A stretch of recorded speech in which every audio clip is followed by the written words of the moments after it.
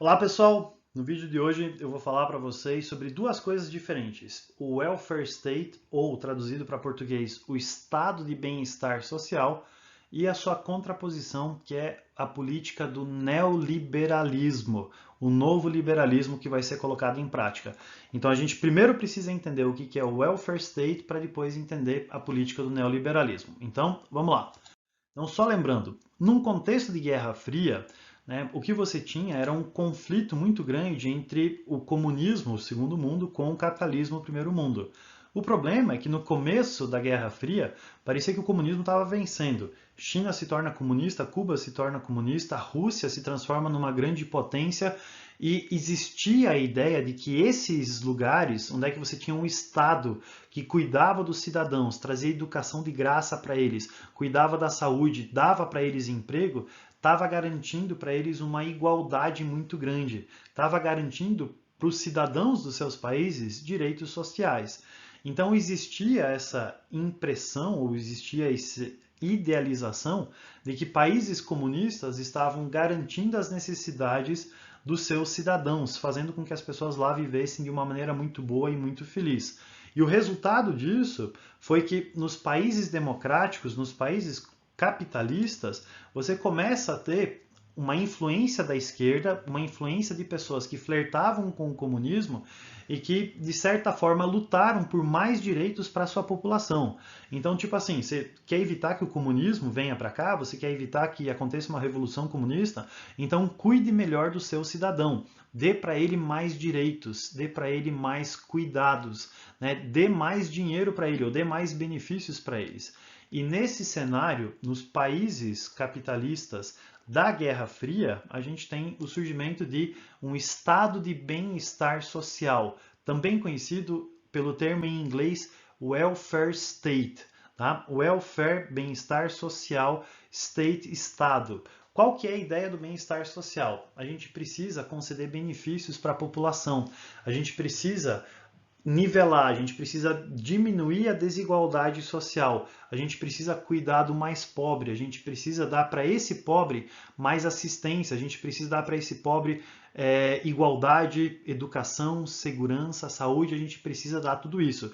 Nós precisamos dar benefícios sociais para essas pessoas. Então, qual que é a ideia que você tem dentro desse estado de bem-estar social? Você tem um conjunto pequeno de pessoas que precisa disso, que tem necessidade, e você faz programas de redistribuição de renda. Você pega dessa classe média desses ricos, cobra deles mais impostos, isso vai para um governo. Esse governo tem uma política assistencialista, ou seja, pega esse dinheiro e presta assistência para esses mais pobres, com a ideia de fazer com que esses pobres possam subir na vida. Tá? Então você tem o desenvolvimento econômico puxado pelo Estado através de políticas assistencialistas, através de benefícios sociais, através de empresas estatais que vão tentar trazer esses benefícios para que exista um equilíbrio maior. Qual que é o problema disso? O Estado começa a se tornar muito grande.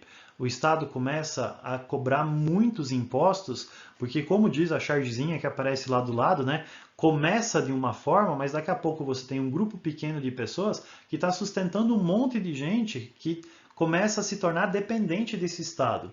E não existe dinheiro público. Tá? O que você tem é um dinheiro que o contribuinte paga através de impostos. Né? O governo não tem dinheiro. O dinheiro do governo vem dos impostos que são pagos pela população. E para você sustentar todos esses benefícios sociais, você precisa aumentar para caramba os impostos, o que faz com que o Estado se torne grande demais e muitas vezes ineficiente. Então, esse estado de bem-estar social, ele surgiu nessa disputa com o comunismo, mas ele acabou se transformando num baita de um problema, porque você tinha um Estado grande demais que cobrava impostos demais e que distribuía benefícios demais para a população. Por isso que no final dos anos 70, começo dos anos 80, com mais força nos anos 90, a gente vai ter o desenvolvimento de uma política que é chamada de neoliberal. Neo significa novo. Liberalismo é a ideia do não intervenção do Estado na economia, ou seja, o Estado deve interferir o mínimo possível na economia. Então você tem que diminuir o Estado.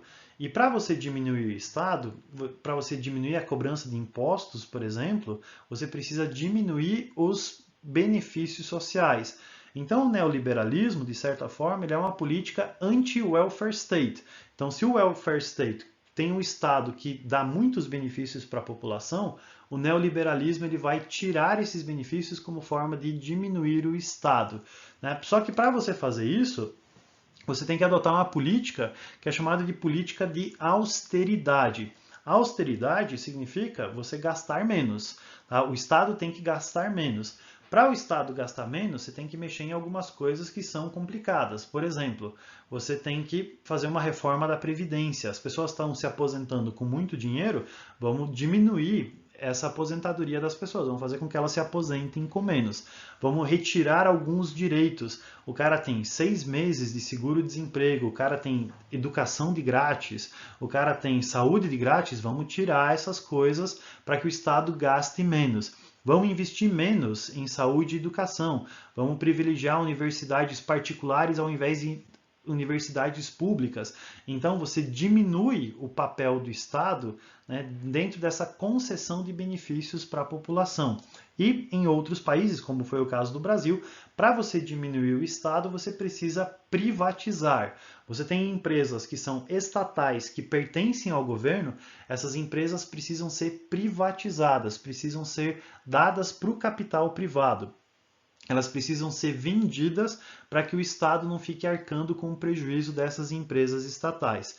Então, basicamente, no neoliberalismo, você diminui o Estado através de privatização e de uma política de austeridade. Nem sempre essas políticas elas são bem aceitas, tá? Então, por exemplo, você tem alguns nomes aqui que mostram na imagem aqui do lado, né, que são nomes conhecidos do neoliberalismo. O mais conhecido de todos é essa mulher aqui, chamada de Margaret Thatcher, a Iron Maiden, a Dama de Ferro da Inglaterra, que foi responsável por uma política de austeridade na Inglaterra quando ela se tornou a primeira-ministra britânica. E muitos dos ingleses odiaram, tanto que quando ela morreu em 2013, teve pessoas que foram para a rua celebrar, porque a política de austeridade não é bem vista pela população, né? O outro cara que a gente tem aqui é chamado de Ronald Reagan, um dos nomes do neoliberalismo nos Estados Unidos, né, conservador, né, incentivou uma nova Guerra Fria lá nos Estados Unidos no começo dos anos 80.